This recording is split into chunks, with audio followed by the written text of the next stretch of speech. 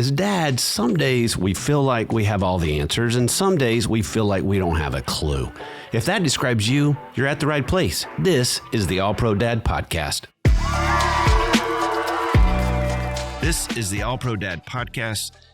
Hey, my name is Ted Lowe, and I'm your host, and today I'm joined by Mr. Rodney Bussell and Mr. Jeremy Donovan. Thanks for you guys for coming. My pleasure. Yeah, no problem. Happy to be here. Hey, and we're doing a really light topic today, and that is, how do I make my marriage work? So welcome to the easy breezy version of what's happening on today's podcast. No, I'm glad you guys are here.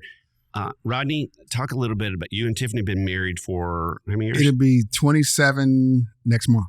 Wow. I love that. And 3 kids? 3 kids. Yeah. 3 adult kids? 3 grown kids. 3 grown kids. I don't know if they're adults, but they're grown. I got you.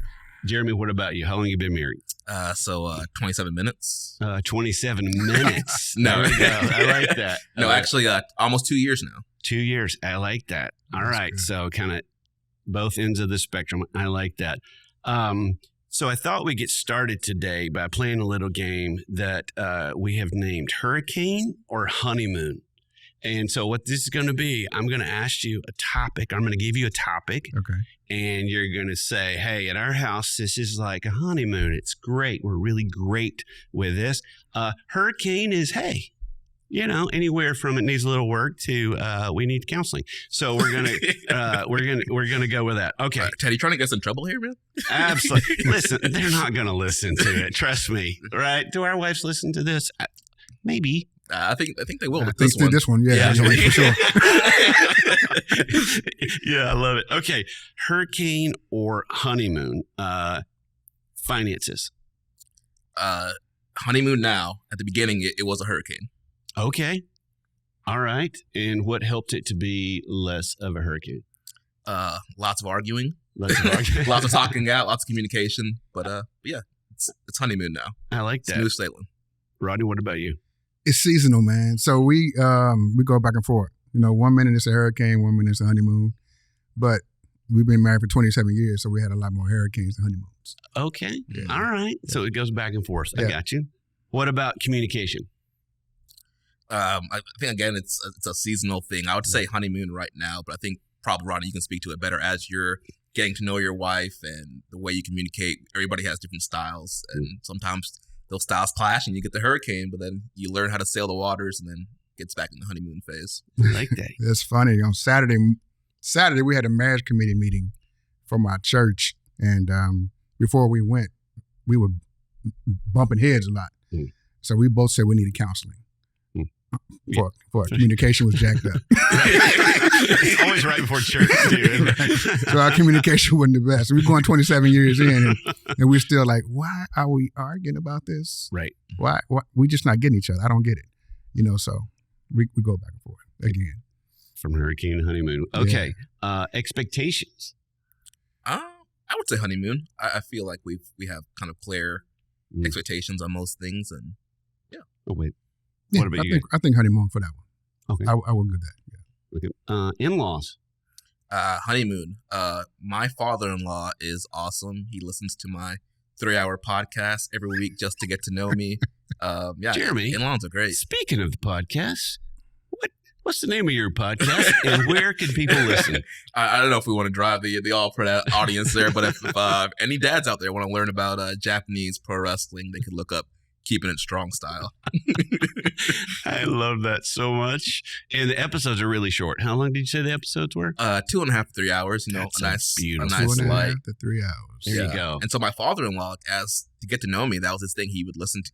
My father-in-law does not watch wrestling, doesn't really care about wrestling, but he's like, I want to get to know this guy. So every week I'm going to listen to his 3-hour wrestling podcast, and now we've become best buddies. Okay. That is very honeymoon of him. So he knows your wrestlers now. Yeah, and so he would take notes and like write me questions. He's like, all right, you said this guy, what does that mean? You said this phrase, like what's this? That is That's a good cool. man. That's cool. I like That's a good pointer for future dad-in-laws here. that. Rodney, what about you? I've been blessed with some great in-laws. Yeah. That's good. Even though my sister and I have playful banter, my sister-in-law, we dropped the in-law part. We'll just call her my sister, and her kids are like true nieces and nephews for me, and my mother-in-law is awesome, and so I've been blessed with some great in-laws. That's good. So they're family to me now. At this point, we don't even do the in-law thing anymore. So they're family. That's good. As a matter of fact, I just baptized my nephew. Come on. Wow, a couple Sundays ago. Yeah, that's amazing. So nephew through marriage, he asked our pastor if his uncle could baptize him, and it was me. That's a special day, wasn't it? Yeah, it was wonderful. I was in tears. Yeah. That's good. What about differences? Ooh. Those of you who are listening and not just watching, both their faces just went, ooh. Here we go. Yeah, I don't know how you answer that because, we all have differences, and I think you have to learn to work through those differences. And so, obviously, I think, again, sometimes those differences will clash and create the hurricane. But I think if you're really committed and you want to learn the differences and make the differences complement each other, then you can achieve the honeymoon phase there. That's good. That's good. It's good. I agree with Jeremy 100%. We all have them. If you think about with the magnet, with the positive and negative, that's what make a magnet work. And that's what make our marriages work, is because we can't be the same. That's good. So it's a blessing that we actually are different in some ways. In many ways, we are the same.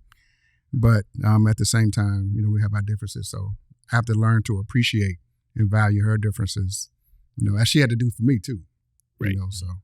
Yeah. Because what do they say? Differences when you're dating are fascinating, and soon after you get married, they become irritating. Mm-hmm. That's how that can work. But that's good. So I'm hearing a lot of answers from you guys. It's like sometimes it's this way, and sometimes it's that way. Thus describes marriage, right? Yeah. Different social needs. Maybe one of you's more the outgoing extrovert, and the other one's introvert.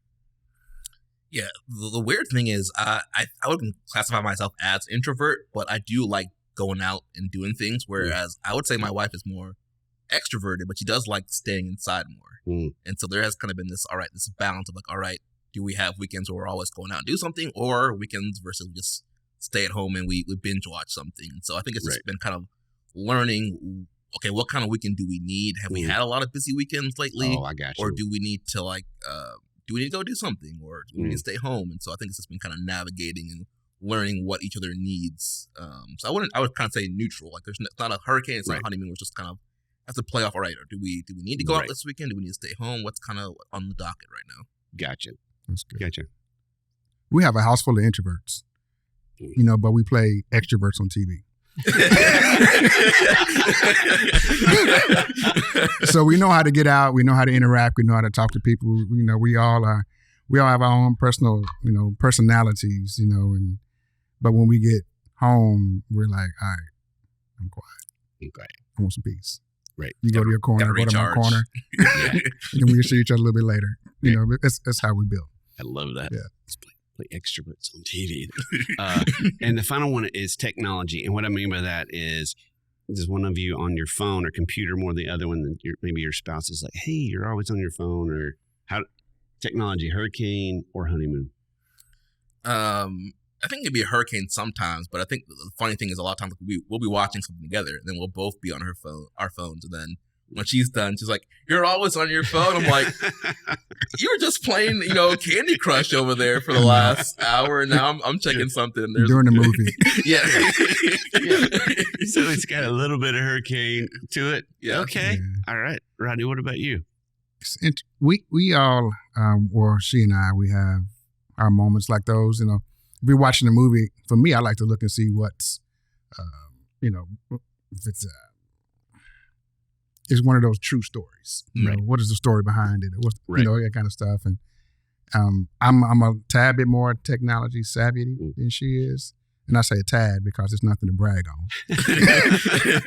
But I don't think it's an issue. But at one time, to be real, it was an issue for us. So it caused a lot of problems in our marriage, which caused us to have a very unhealthy marriage.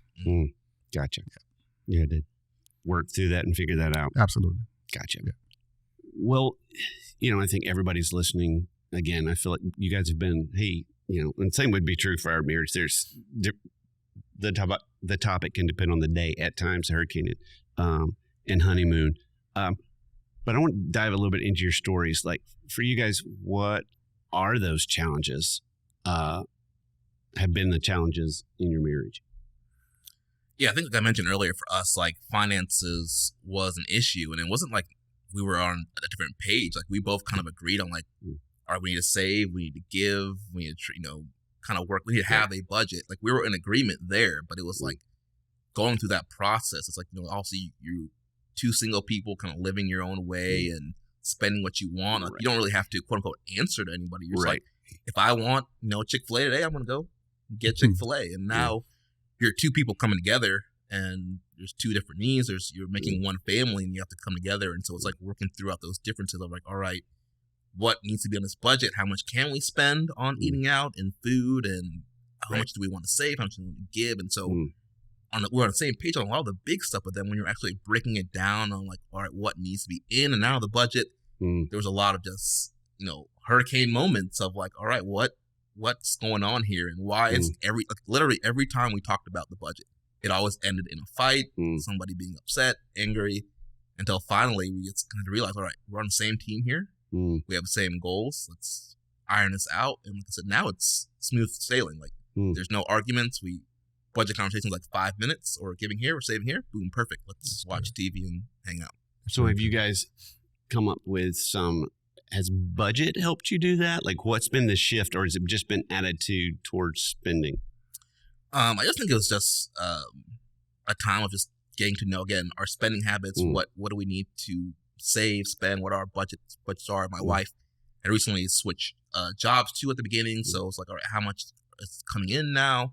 And we have like a whole like Google spreadsheet thing now that's updated every pay period, and I think that's helped a lot. And I think just having conversations. I think a lot of times finance is one of those tough things that people don't like to talk about because it could lead to arguments. And I think us, even though we had those hurricane moments, I think it was good to talk through those issues and talk through all those different line items to get to the point to where we are right now. That's good. I always hate having those conversations because it usually equals in me getting to spend less. So I'm not super excited about those, so I'm not going to comment about that. Rodney, what about you guys? What are the struggles? Yeah, challenges. Struggles. After 27 years, we've had so many. It's sometimes hard to even keep track. We think back to the first couple years, I'm coming into a single man into a situation where she has a kid, so learning how to be a father on the fly and, not having much money. I've been working in nonprofit pretty much my entire career. And so even though I have a degree and she does not, she makes more money than I do. And how do we navigate that? Even understanding that even though I don't have much, or I can't say how much, but learning how to manage the money that we do have, I had to understand that she had to be the one to take care of that. But there were some head bumps, even in that process. Right. And then we had our own kids together, and then dealing with the in-laws and, our in-laws are a blessing, but at one time, they're seeing this man coming into, their lives. So you got my wife and her kid already, and then it's like, who's this guy? Is he gonna love him like I love him? So that kind of friction. So again, I can keep going a couple more things. So you mentioned, being instant dad there, or having to become a father. I think there's a lot of listeners that resonate with that they grew up in a blended home too. So I know the dynamics there. What would you say to those dads? Like, how does that relate to marriage in your mind? Wow, that's a good one. Because some guys were going with bad intentions. They might go in feeling like, I'm the man, whatever's going to happen, your kid or not kid, I'm the ruler of this house. This kid's going to start calling me daddy right off the bat.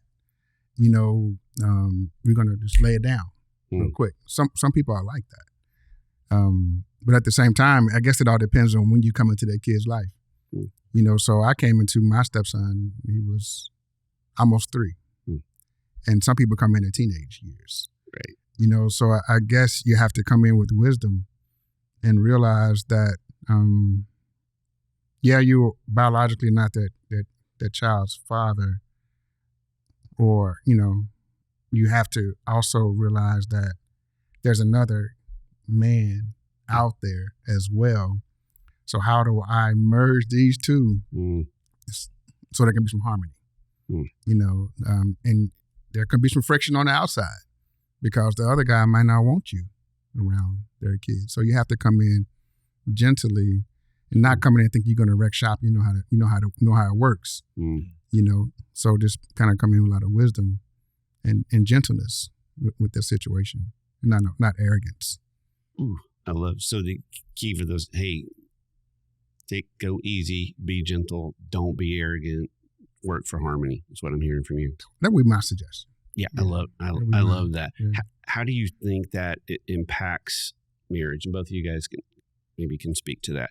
Like, how does that impact marriage being, or just marriage with kids in general? Jeremy, I know you're not quite there with the kids yet, but like both of you guys can speak from your own experience. How do you think parenting impacts marriage?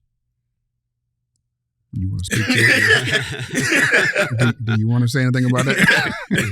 Well, I have been working for Family First for 13 years now, so I've seen a lot of parenting and marriage content, and my wife is a couples counselor, and she sees a lot of couples who live with a counselor. That's awesome. No days off.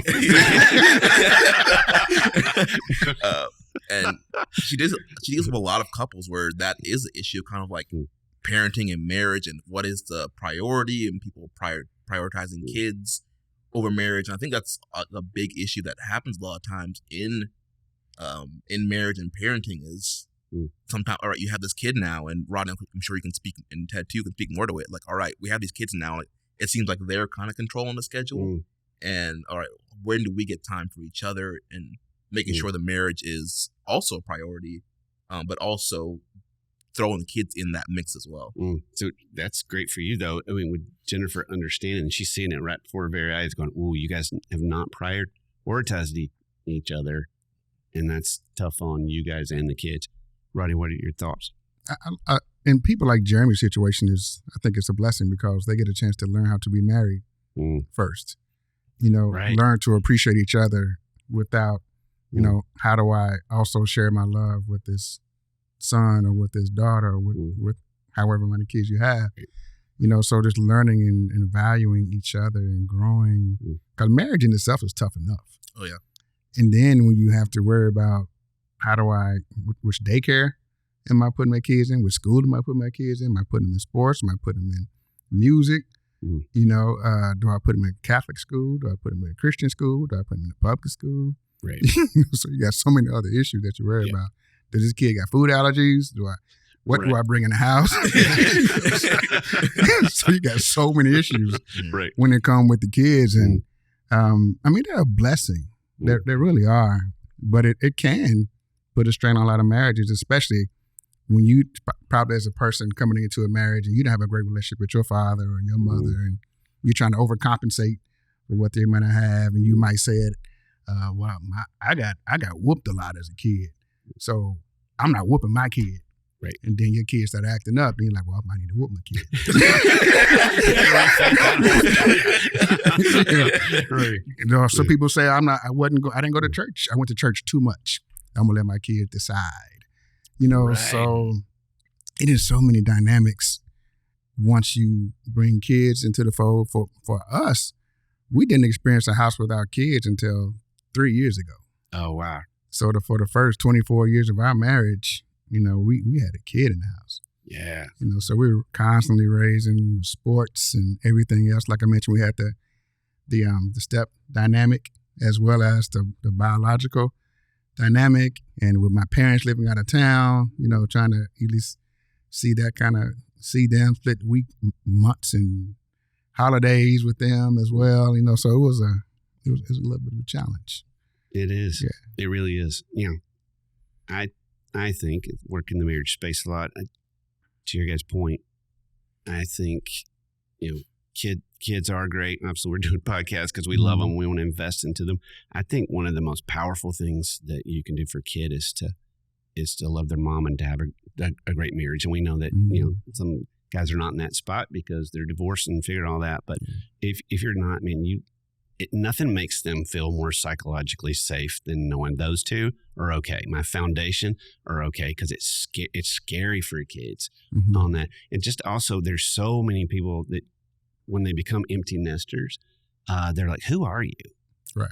Like, who are now? I don't know what to do. Now it feels lonely. Now, we used to get told, "Hey, if your marriage is great, when your kids leave, you're going to be all excited about that. You're going to have no grief." And what we've learned the hard way as they're launching into adulthood, that's not true. Right. Like we love them. At the same time, I'm so glad that we've spent the time with each other, because now we're like, oh, we like each other. This is great. And a lot of times, like, oh, we can do whatever we want to. This is fantastic. So I think that's important. If you could give dads listening just one piece of advice about marriage right now, what would it be? I think about the topic of healthy marriage.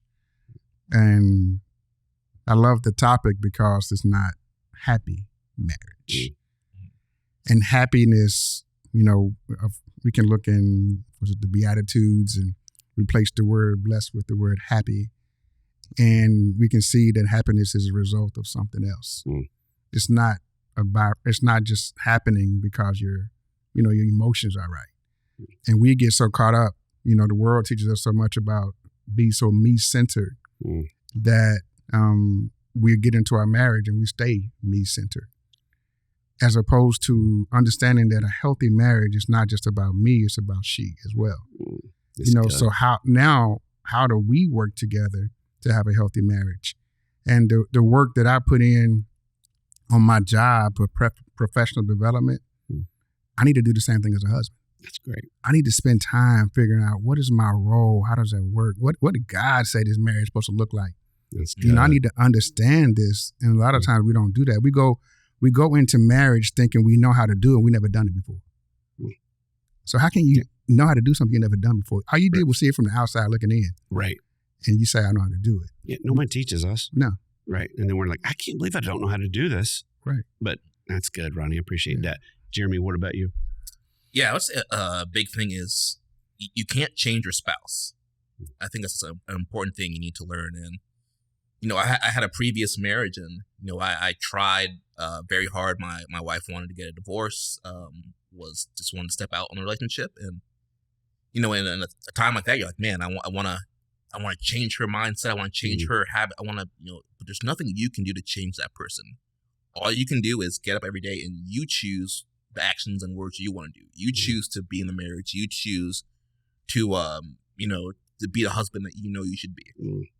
And, whether that person receives it or not, that's on them. You can't change your mind. You can't change who they are. You can't change your habits. And so I think that's an important lesson to learn. So you might have this, those hurricane moments with your spouse, but you got to learn, like, all right, how am I going to show up to that hurricane? Am I coming to try and calm the storms, or am I trying to make it, category 5? Jeremy, thank you. That is a perfect way to wrap us up. And each week we give a pro move. And Rodney, I ask you what your pro move, what you thought the pro move ought to be. And Rodney's words were, and I quote, "Get over yourself," which I personally thought was very powerful. That was great. But also, we want to give something, an application point over get over yourself. So we're going to say this week's pro move of the week is to find one area to serve your wife and do that. So I think that's a great way for us to say, thanks for listening. Thank you guys. I've learned a lot. This is powerful. Thank you very much. Thanks for having us. So good. And thank you guys for listening. We'll see you next week. Thanks for listening to the All Pro Dad podcast. All Pro Dad is the fatherhood program of the nonprofit Family First. Along with our motherhood program, iMom, we exist to help you love your family well. Subscribe to our daily email, the All Pro Dad Play of the Day, by going to allprodad.com/subscribe and get daily powerful and practical fatherhood tips in your inbox. The All Pro Dad podcast is hosted by me, Ted Lowe, produced by Bobby Lewis.